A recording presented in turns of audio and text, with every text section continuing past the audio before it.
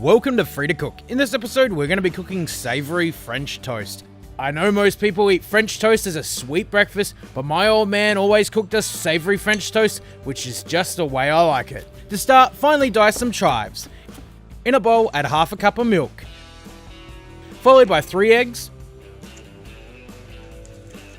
Season with salt and pepper. Then 1 teaspoon of onion powder, 1 teaspoon of garlic powder.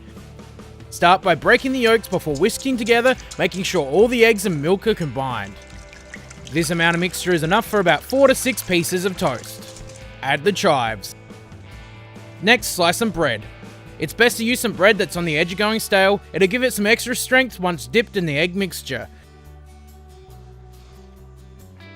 Place a pan over medium heat before adding some butter. Dip the bread into the egg mixture, make sure it's turned over and let it soak as much as it can.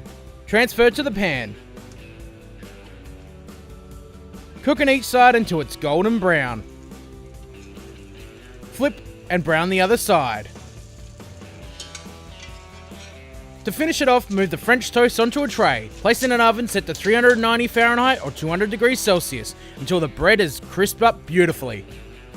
There you have it, savoury French toast. This is a perfect alternative to the sweet version if you're more of a savoury person like I am. If you found this recipe helpful, don't forget to share it, subscribe to the channel, like us on Facebook, follow us on Instagram, and if you have any recipe suggestions, leave them in the comments.